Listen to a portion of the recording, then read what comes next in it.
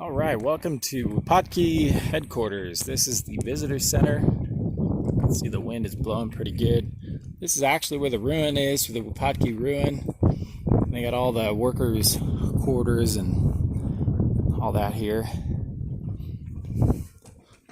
Let's go check out this visitor center. I like to come into these mainly because of the books. Got a lot of books here. So let's go see what kind of books we can find. Some books for you guys.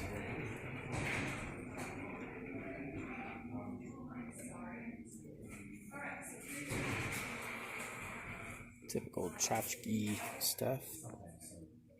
It's got some shirts and hats. Pretty cool.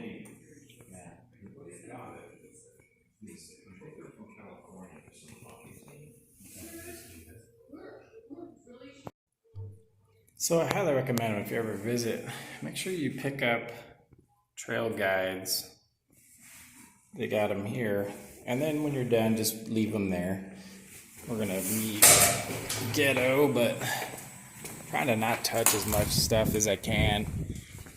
I just heard some really interesting stuff right now inside the park headquarters. She was on the phone with somebody, and they were saying that they're no longer going to be accepting cash at the national parks. So, man, it's getting serious out there. Here's some rabbit bush. It's kind of dormant right now. This stuff is very commonly used. I don't even need to read the sign. But the natives use this for their dyes, the rabbit bush, the flower, and even the leaves. The yellow is usually happening in the fall. That's usually when they would harvest the yellow. So whenever you see yellow rabbit bush, it's definitely the sign that the temperatures are changing. And then there's your snakeweed. A lot of people wonder what that looks like, but that's what snakeweed looks like. And if you ever see this plant in the wild, so there's some there and here, but this stuff is amazing at healing bug bites. Snakeweed. Natives used it heavily, and it was extremely effective in healing mosquito bites and chigger bites and all kinds of stuff. So, but yeah, really cool stuff. They got this gnat out here in the Four Corners region. It's like they call it a no-see-em.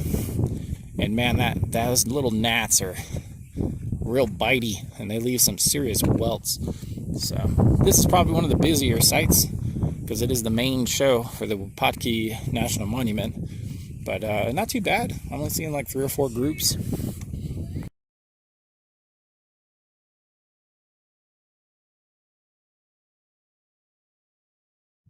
So here we are at the site, looking down on it. It's pretty nice. They got some kivas and all kinds of stuff to check out. We'll go look around at all of it. It's like about a 45-minute walk to do the whole thing, and we're gonna go check it out.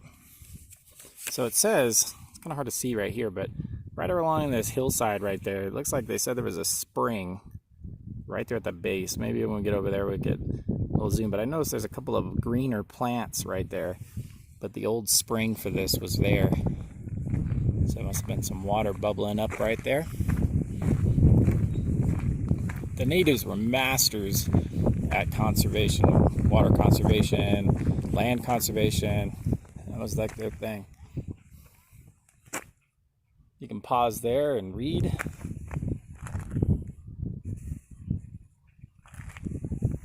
It says there's about 100 rooms in this village. It says by the 1300s there were no trees, and many of the bushes were even gone. It had a ball court. Looks like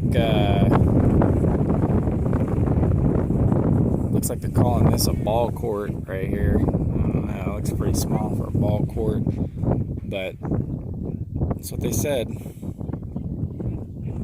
Pretty interesting.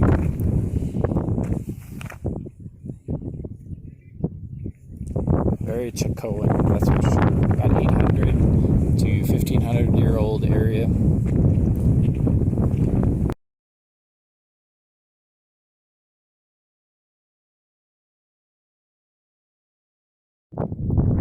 So here at site number 3, they have this very small petroglyph still visible here.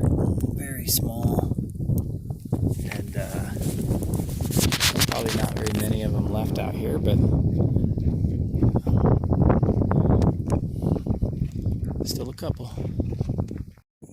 So I've got a small set of stairs. The way that they want you to go is down first and up to go see these. They have the sites numbered if you want to follow the trail guide. So we'll do it. We'll do it in the order they want so we can enjoy their trail guide. It's not a bad way to go, huh? So this is number 4. Let's see what it says about number 4. So as you guys can see, there's some intricate work in there. Some of it's built into the natural stone, and there's a lot of holes for both draining water and allowing smoke to exit. There are some modern walls and such up there to help support the structure, because it probably would have collapsed a long time ago.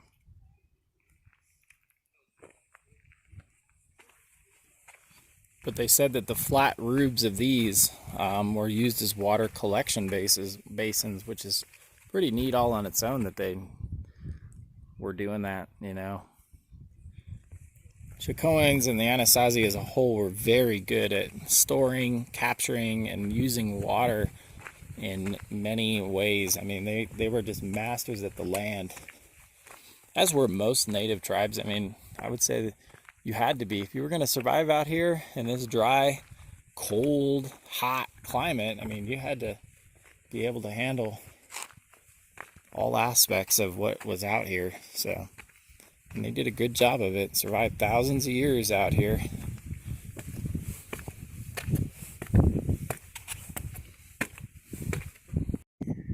The thinking here is that this was a stone-lined ventilating system for an indoor fire room. So that's pretty cool. I don't know where the venting was because it's not really there.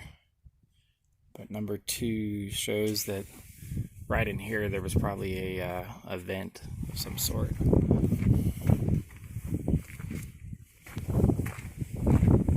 Make our way down.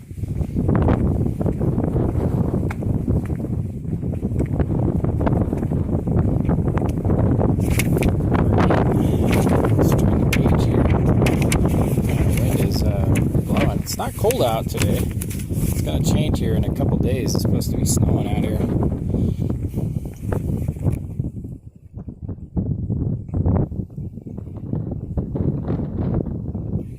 So this is like an excavated area. It looks like they just basically destroyed it to excavate it.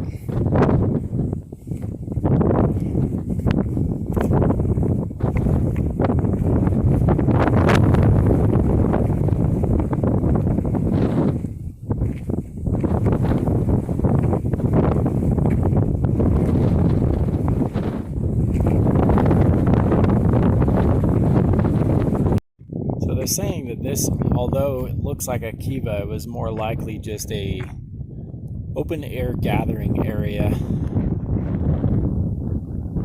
It's number 9 on the book. You can pause there if you want to read about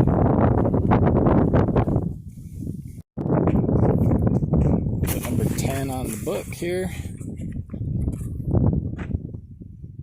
It says other people have come and gone since the original occupants.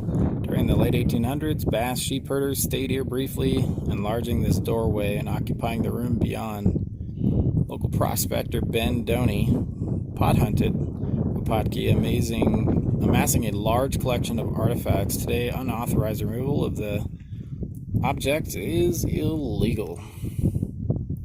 So you can see they had some, if you look at the ladders, they had like a ladder system up there, and the big doorway was a little more enlarged.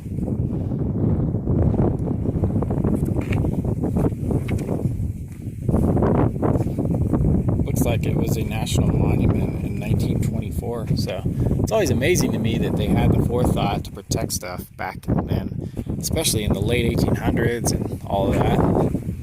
It's always incredible.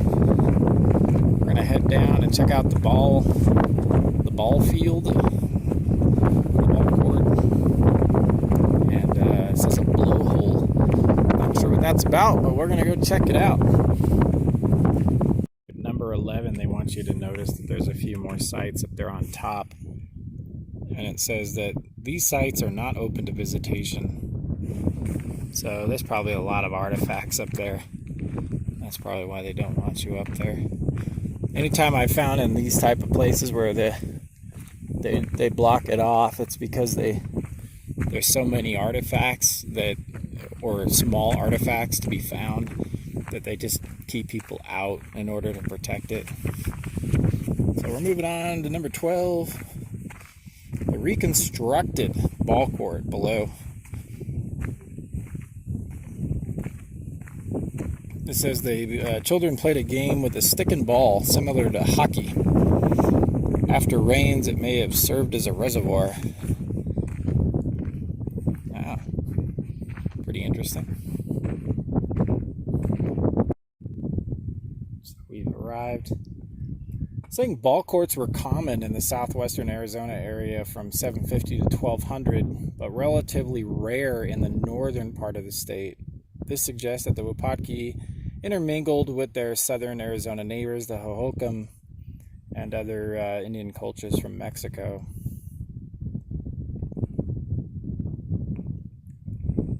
"78 feet wide by 102 feet long and a 6-foot high wall. And it was excavated in 1965 and stabilized." Pretty interesting. It's pretty large.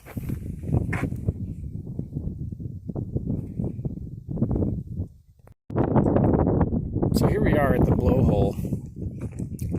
It talks about what it is.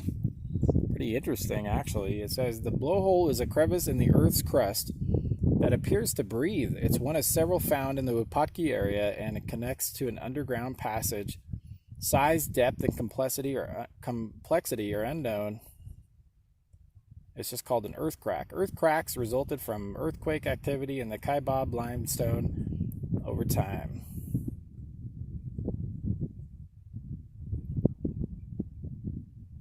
They believe that these are wind spirits. So here's like a map of what it might look like under there.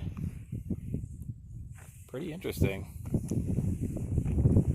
Let's go check this out.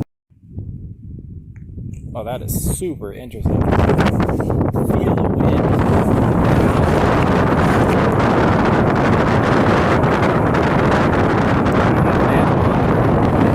I wish I had known this was here. I would have brought it. You can feel the wind.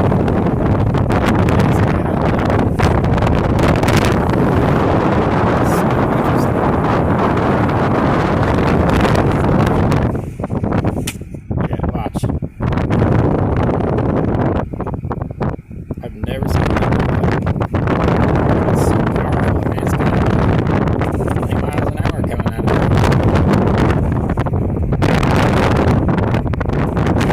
Wow. The sole reason why they set up shop here, I mean, something like that to a native is pretty significant. Oh, that's fascinating, guys.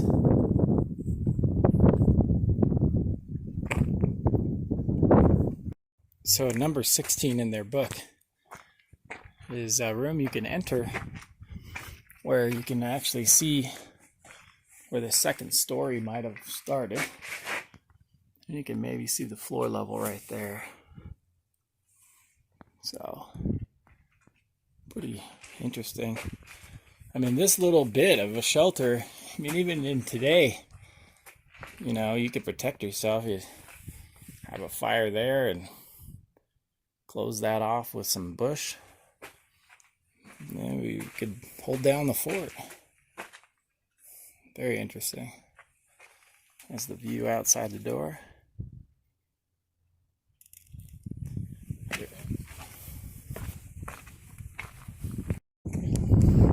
So that's going to be it from Wupatki, the Wupatki ruins. We're going to head back through the bookstore here, just take a look around. Wind is ridiculous today. It's not like really howling, it's just steady, real steady out here, but pretty warm. South wind. Beautiful day out here. All right, I appreciate you guys coming along for the ride. Hopefully you guys enjoyed checking out the ruins with me. If you like this video or want to see more like it, make sure you subscribe. Hit that subscribe button. Lots more fishing, hiking, native pueblos, all the above. We're going to do it all. And check out everything that they have to offer in this awesome country we live in. So thanks for coming, guys. We love you. See you on the next one.